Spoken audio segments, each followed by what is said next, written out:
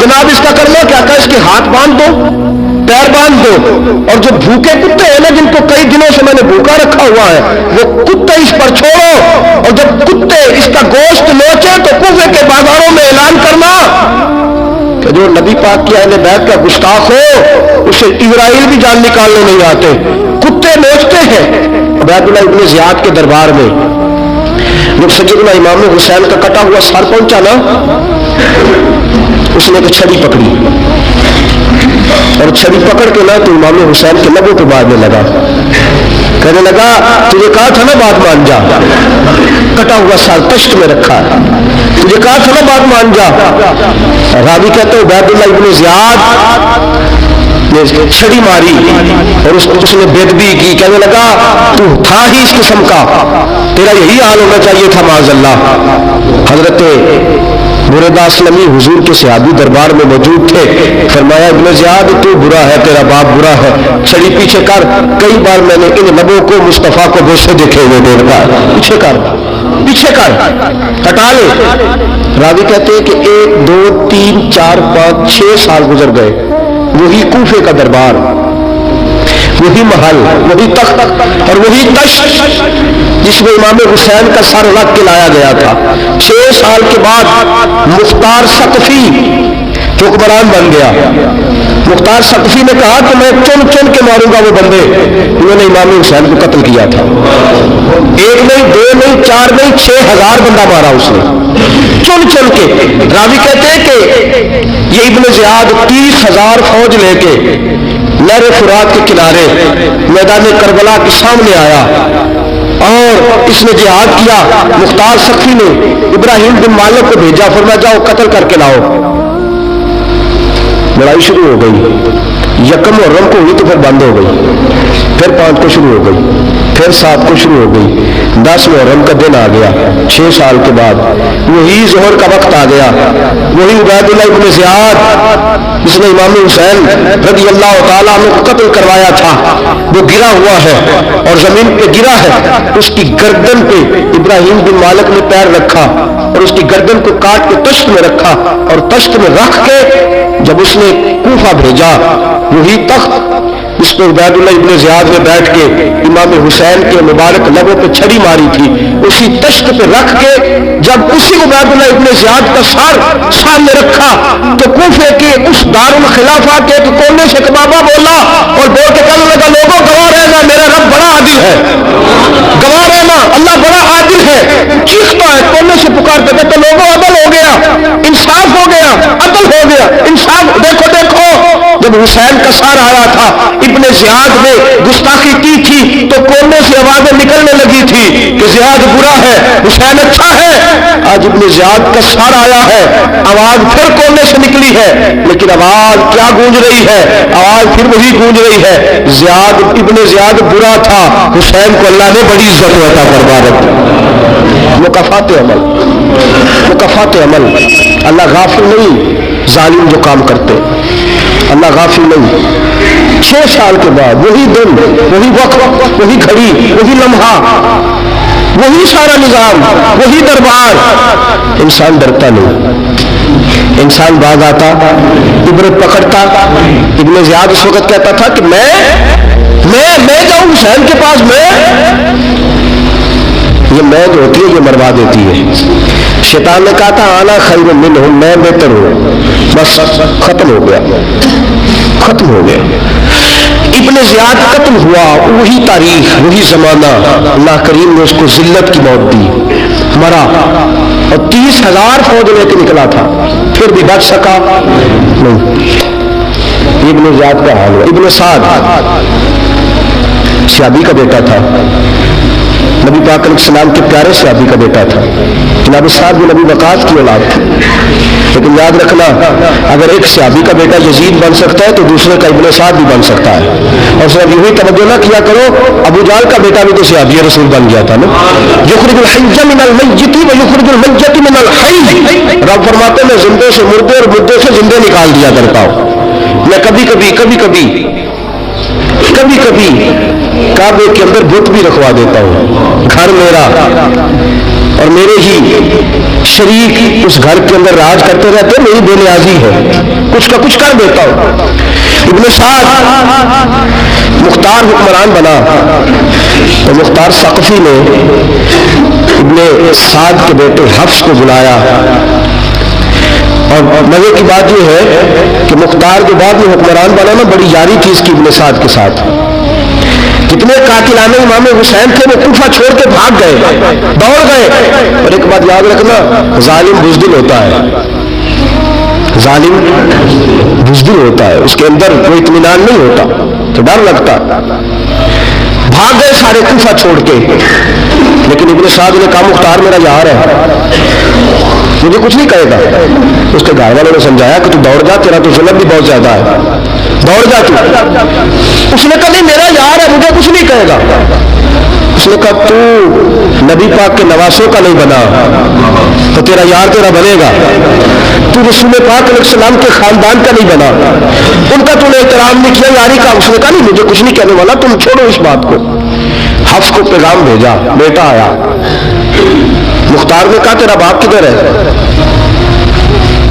तो कहा जी अब्बा जी अब बाहर नहीं निकलते, बस घर के कोने में बैठ के अल्लाह अल्लाह करते हैं। उसने कहा अच्छा क्या करते हैं? कहा जी गोशा नशीन हो गए। उसने कहा अब तेरा बाप गोशा नशीन हुआ है? अब गोशा नशीन हुआ है। भेड़िए से लोमड़ी ने कहा कि जाओ शिकार कर लो, तो भेड़िया कहने लगा, बूढ़ा हो गया था ना, भेड़िया कहने लगा नहीं मैं नेक हो गया, मैंने शिकार करना छोड़ दिया है, तो मैं किसी जानवर को तंग नहीं करता। तो लोमड़ी कहने लगी नहीं बादशाह सच्ची बात कर, अब तुझसे दौड़ा ही नहीं जाता, अब शिकार पकड़ा जाता, अब तुझसे दौड़ा नहीं जाता पकड़ा, अब तेरे अंदर आज भी ताकत आए तो तू कम करे ना, तू अब भी छोड़ने वाला, अब तुझसे दौड़ा नहीं जाता। मुल्ला रूमी फरमाते बूढ़ा होके तो भेड़िया भी नेक हो जाता है। कहां के जाओ? तुम्हें बुला रहा है। कहा नहीं जी मेरे अब्बा जी ना आप अंदर रह के अल्लाह अल्लाह करते। उसने कहा उसे अल्लाह अल्लाह याद आई है, अब अल्लाह अल्लाह याद आई है, कुछ गुनाह ऐसे हैं जो रब माफ नहीं करेगा। पर मैं वो जितनी मर्जी नमाजें पढ़े, जितने मर्जी रोजे रखे, जितनी मर्जी नफल पढ़े, सारा कुछ कर ले, लेकिन अल्लाह कभी हुसैन के गुस्ताख को माफ नहीं करेगा, कभी नहीं माफ करेगा। इसलिए कि जो हुसैन का बेअदब है वो दरअसल रसूल पाक का बेअदब है, अल्लाह उसे माफ करेगा।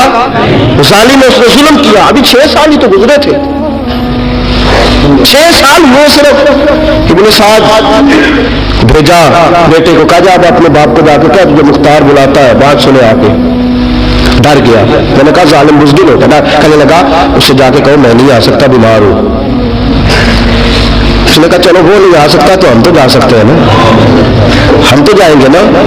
इब्न साद ने भेजे 10-12 बंदे, फरमाया जाओ जिंदा ना लेके आना मेरे पास जिंदा ना लेके आना। गए, बेटे को हफ्स को गिरफ्तार करके खड़ा कर दिया और जनाबे ये जो इब्न साद था इसको भेजा, कहा जब तुम इस तक पहुंचो ना तो जाके गर्दन मारना इसकी, और मुझे उसकी वजूद नहीं देखना, सिर्फ कटा हुआ सर देखना है। गए, जाके उसको पुकारा, का मुख्तार ने भेजा है मारने के लिए। कहने लगे मुख्तार मुझे नहीं मार सकता, मेरा यार है। इब्न साद कहते हैं मुख्तार मुझे मार सकता, मेरा यार है। उन फौजियों में से फौजी कहने लगा अगर तू मोहम्मद के नवासे को मार सकता तो तुझे भी तेरा यार मार सकता है सल्लल्लाहु अलैहि। अगर तू रसूल पाक सल्लल्लाहु ताला अलैहि वसल्लम के नवासे को कत्ल कर सकता है, तूने नबी का हया नहीं किया, वो यारी का हया क्यों करे? तूने जुल्म किया है, अब देख तेरा हाल क्या होता है। गिरफ्तार कर लिया, मिन्नतें करता रहा। तारीख इब्न साद को बता रही थी कि इब्न साद तू हाथ बांधता है, पांव पकड़ता है, मेरा याद कर मैदान करबला, मैदान करबला तुझे अपनी बारी आई है तो तू हाथ बांधता है, मैदान करबला याद कर। हुसैन ने भाई की भी लाश उठाई थी, हुसैन ने जवान बेटे की मैयत भी उठाई थी, 6 महीने का अली असगर भी उसकी गोद में दम तोड़ गया था, उसकी बेटियां पीछे थी, बहन पीछे थी, भांजियां पीछे थी, भतीजियां पीछे थी, लेकिन हुसैन ने एक बार भी हाथ नहीं बांधे। ये कौन है? अटा हुआ, गुबार से फटा हुआ, हजारों कुफियों के अंदर गया, वो अकेला ही डटा हुआ। ये बिल यकीन हुसैन है, नबी का नूरे ऐन है। और मैं ये मैदान करबला भी याद करना, तू जालिम था ना, माफिया मांग रहा है। हुसैन रसूल पाक के नवासे थे, एक बार भी माफी तलब, देख मंजर याद कर। इब्न साद का एक ही बार में सर कलम किया, एक ही बार में। इमाम हुसैन पे तो पहले 82 जख्म लगे थे तलवार के, 82 زخم تلوار کے، نیزوں کے، اور کئی نیزوں کی انیاں امام حسین کے وجود، امام حسین کے وجود میں ٹوٹ گئی تھی۔ امام حسین رضی اللہ تعالیٰ عنہ پہلے ڈٹے رہے، جمے رہے، بڑی دیر کے بعد گر، پہلے ہی وار میں گر گیا۔ ابن اسحاق کا کٹا ہوا سر پہنچا تو بیٹا کھڑا تھا۔ مختار سخی نے کہا کہ تیرا باپ میں نے مار دیا ہے۔ کہنے لگا کوئی مزہ نہیں رہا زندگی میں۔ تو اس نے کہا چلو ٹھیک ہے تمہیں بھی مار دیتے ہیں، اور مزہ نہیں رہا تو مار دیتے۔ کاٹ دیا سر اس کا بھی، دونوں سر کاٹے، کشت میں رکھے، اور مدینہ منورہ حضرت محمد بن حنفیہ رضی اللہ تعالیٰ عنہ جو امام حسین کے چھوٹے بھائی تھے، جناب علی کی دوسری زوجہ کے بیٹے تھے، جناب علی کے صاحبزادے ان کے پاس بھیجے، اور بھیج کے کہا کہ لو ابن سعد کا سر حسین کا بدلہ ہے اور اس کے بیٹے کا سر علی اکبر کا بدلہ ہے۔ جب محمد بن حنفیہ کے پاس پہنچے تو آپ نے فرمایا یہ کمینوں کے سر میرے بھائی کے سر کا بدلہ ہو ہی نہیں سکتے، یہ کہاں حسین کا بدلہ ہو سکتے ہیں؟ وہ حسین ابن علی، وہ حسین ابن علی، حسین ابن علی کی شان رفت کوئی کیا جانے، حسن جانے، علی جانے، نبی جانے، خدا جانے۔ وہ حسین ابن علی کہ باپ جنہ دا ہر میدان اندر لڑتا رہا سی کل ایمان بن کے، ماں جنہ دی سجدۃ النساء ہوئے کہ نانا عرش پہ جاوے مہمان بن کے۔ فرمایا یہ حسین کا بدلہ ہو سکتے؟ وہ خولی بن یزید، خولی بن یزید جس نے امام حسین کا سر کاٹا تھا، پتہ چلا نا، دیکھیں نا امام حسین کو کتنے موقع ملے تھے کربلا سے جانے کے، پہلے موقع پر ہی اور بن یزید نے کہا کہ امام آپ جانا چاہے تو میں رستے کھول دیتا ہوں، آپ تشریف لے جائیں۔ امام حسین نے فرمایا میں علی کا بیٹا ہوں، دوڑوں گا نہیں، میں دوڑوں گا نہیں، میں نہیں جانے والا۔ خالد بن یزید دوڑ گیا، کوفہ چھوڑ کے دوڑ گیا اور کسی دور دراز علاقے میں جا کے ڈیرا لگا لیا۔ پھر وہاں سے واپس آیا کہ کسی نے کہا عمل ہو گیا، آ گیا دوبارہ کوفے۔ مختار کو پتہ چلا کہ آ گیا ہے، پھنس گیا، گھر پہنچ گیا ہے۔ اس کی بیوی جو تھی نا خالد بن یزید کی، بڑی محبت کرتی تھی نبی پاک کے خاندان کے ساتھ، حضور کے خاندان کے ساتھ بڑی محبت کرتی تھی۔ اور محبت والوں کا انداز پتہ کیا ہے؟ رنگ چمن پسند، نہ پھولوں کی بو پسند، ہم کو ہے وہ پسند جسے آئے تو پسند، یہ انداز ہے۔ انداز محبت یہ ہے کہ نبی پاک کا غلام نہ ہو، سگا چچا بھی ہو تو مانتے نہیں، غلام نہ بنو، سگا چچا بھی ہو تو مانتے نہیں، اور نبی پاک علیہ السلام کا غلام ہو، چاہے حبش کا رہنے والا بلال ہی کیوں نہ ہو، سردار مانتے ہیں۔ یہ انداز محبت ہے۔ وہ بیوی بڑی محبت کرنے والی تھی، اس نے پیغام بھیجا، اس نے کہا آ گیا گا، بندے بھیجے کہا جاؤ خالی کو پکڑ کے لاؤ۔ مختار نے کہا جلدی لاؤ، حکمران نے حکم دیا لاؤ، پکڑ کے گئے، گھر کے اندر گئے تو چھپ گیا۔ چھپا کہاں؟ ٹوکرے کے نیچے۔ میں نے کہا ظالم بزدل ہوتے، ایک ٹوکرے کے نیچے چھپ گیا۔ بیوی سے کہنے لگا، ان سے کہنا میں گھر کوئی نہیں، ان سے کہو میں گھر نہیں۔ بیوی کہنے لگی چلو ٹھیک ہے۔ دروازے پہ گئی تو کہنے لگے ہم خالد بن یزید کو گرفتار کرنے آئے ہیں۔ منہ سے پکار کے کہنے لگی گھر کوئی نہیں، منہ سے، اور ہاتھ کے اشارے سے کہنے لگی وہ ٹوکرے کے نیچے چھپا ہوا ہے۔ منہ سے کہنے لگی کوئی نہیں گھر، تاکہ سن لے اندر، سن لے۔ منہ سے کہنے لگی کوئی نہیں، ہاتھ کے اشارے سے کہنے لگی چھپا ہوا ٹوکرے کے نیچے۔ گئے، نہ کہ ٹوکرا ہٹایا، اپنے پاس بہت ساری دولتیں اور جائیدادیں وہ ساری دے دی۔ کہنے لگا یہ میرے پاس کتنا پیسہ ہے، یہ بہت سے کاغذات ہیں، یہ کتنے زیورات ہیں، لے لو، مجھے چھوڑ دو۔ انہوں نے کہا وہ حکومت کدھر ہے جس کے لیے تم نے حسین کا سر کاٹا تھا؟ کدھر ہے وہ تمہارے تخت، اور کدھر گئی وہ تمہاری سلطنت ہے، اور کدھر گئی وہ تمہاری دولت اور اقتدار، اور کدھر ہے وہ تمہارا اسلحہ جس کی بنیاد پر تم نے رسول پاک کا خون میدان کربلا میں بہایا تھا، وہ ہمارے سامنے لے کے آ۔ کہنے لگا جو تھوڑے سے انعامات جو میں نے اکٹھے کیے تھے، یہ دنیا کی گندی دولت، اس کے لیے میں نے میدان کربلا میں امام حسین کا مبارک سر مبارک تن سے جدا کیا تھا، لے لو، مجھے چھوڑ دو۔ انہوں نے کہا نہ دنیا میں لوگ تجھے چھوڑیں گے اور نہ اللہ ہی تجھے قیامت کے دن چھوڑے گا۔ گرفتار کر کے لائے، گرفتار کر کے لائے۔ مختار نے کوفے کے بازاروں کے اندر اعلان کیا کہ آؤ باہر نکلو، تمہیں بتاؤ حسین ابن علی کا خاندان گرفتار کر کے انہی کوفے کی گلیوں میں پھیلایا گیا تھا نا، یہی گھمایا گیا تھا، آؤ تمہیں دکھاؤں خدا کا انتقام اور اللہ تبارک و تعالیٰ کا انصاف تمہیں دکھاؤں، آؤ میدانوں میں نکلو، گھروں سے باہر آؤ۔ مختار मुख्तार सकफी, अगरचे बंदा बाद में ये भी ठीक ना निकला, लेकिन बाज़ औक़ात मेरे नबी पाक अलैहिस्सलाम ने फरमाया अल्लाह अपने दीन का काम अपने नाफरमान से भी ले लिया करता है। उसने काम लेना हो फासिक से भी ले लेता है। अल्लाह ने ले लिया काम, निकलो मैदानों में, निकले पाए, चौक भर गए, गलियां भर गई, कूफे के मोहल्लात भर गए। मुख्तार ने कहा लोगों 6 साल पहले की तारीख भी ज़हन में रखना, और आज का दिन भी तुम कभी मजे को खालिद बिन यजीद है कि ये नारे लगाता था कूफे की गलियों में कि मैंने हुसैन का सर काटा है, मैंने हुसैन का सर काटा। तुम्हारे सामने खड़े, पूछो इससे पूछा भी तूने हुसैन का सर काटा? कहने लगा मैंने तो बिल्कुल नहीं काटा था, मैं तो इनाम के लिए नारे लगाता था, मैंने तो नहीं काटा। उसने कहा चलो अभी करते हैं तेरा बंदोबस्त।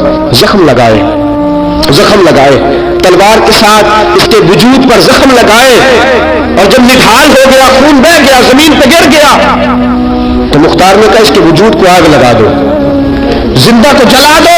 जब वो जल रहा था, राख उड़ रही थी, लोग कह रहे थे कि देखो याद रखना अल्लाह ने रस्सी ढीली कर दी थी, अब रब ने रस्सी खींची है, तो देखो खुदा से बड़ा किसी का इंसाफ नहीं है।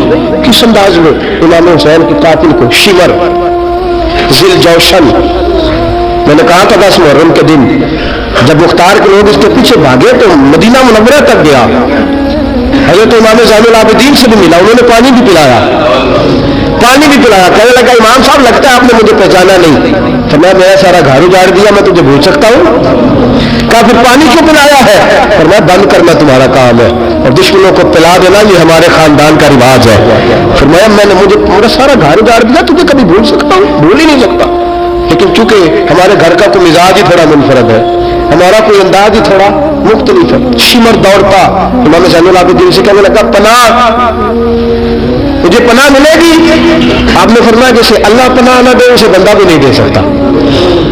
तेरे पास अब चारा कोई नहीं चाहिए कि अब तुझे देखे ना, याद रखना जालिम दौड़ते हैं ना, जब जालिम दौड़ते हैं तो पनाह मांगते फिरते हैं, जब इनका तूती बोलता है तो कहते हैं हम चुना दिगरे में, हमारे जैसा कोई और है ही नहीं। और जब रस्सी खींचता है अल्लाह तो फिर भागे फिरते हैं गलियों और बाजारों में, दौड़े फिरते हैं। इसलिए कहते हैं कि डर के रहना चाहिए, डर के। आज भी इनके सारी शिमर को कहा कि तू अब तुझे कोई पनाह दे नहीं सकता, इसलिए कि तू अल्लाह की पकड़ में आने वाला है। शिमर दौड़ता दौड़ता एक गांव में जाकर छुप गया, वहां के लोगों को मारा पीटा, कहा कबर किसी ने बताया तो गर्दन उड़ा दूंगा। रात का सन्नाटा छाया तो मुख्तार सकफी का गिरोह पहुंच गया, शिमर को गिरफ्तार करके लाया। मुख्तार सकफी ने कहा कि इसके ना हाथ और पैर बांधो, ये पानी बंद करता था मेरे ईमान के बच्चों पर, ये पानी बंद, और नारे लगाता था, खड़ा होकर कहता था कि इमाम पानी जानवरों को दूंगा, दरिंदों परिंदों चिरिंदों को दूंगा, लेकिन अगर अली असगर मांगेगा तो फिर नहीं दूंगा।